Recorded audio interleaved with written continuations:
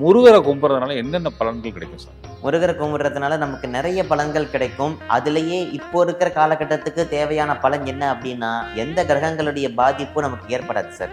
அது வந்து பாம்பன் சுவாமிகளே அதை வலியுறுத்தி சொல்லுகின்றார். என்னன்னா, நம்ம எல்லாருக்குமே தெரிஞ்ச விஷயம் தான். பக்திக்கு மிஞ்சின பரிகாரம் கிடையாது அப்படின்ட்டு நம்மளுடைய நாட்டுப்புறத்துல ஒரு வழக்கம் இருக்கின்றது. அப்படி எல்லா கிரகங்களுமே வந்து முருகப்பெருமான போய் சரணடைகின்றன. முருகப்பெருமானுடைய அடியவர்களுக்கு சரணடைகின்றன. அதாவது நாளும் கோளும் நன்மக்களுக்கு நன்மைகளை பல செய்கின்றார் அப்படின்ட்டு ஒரு பழமொழி இருக்குது.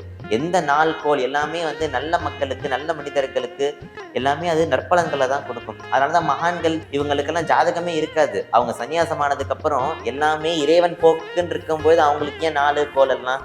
நமக்குத்தான் வந்து 4 கோள் எல்லாமே இருக்கும்.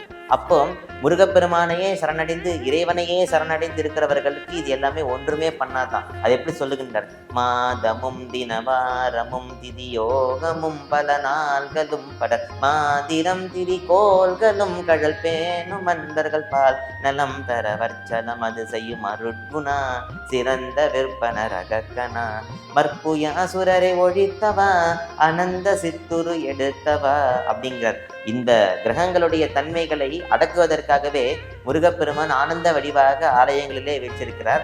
அப்படிப்பட்ட இறைவனை நம்ம எல்லோரும் போய் துதி செய்து வாழணும், நன்மக்களாக வாழணும். அதுதான் சார் முக்கியம்.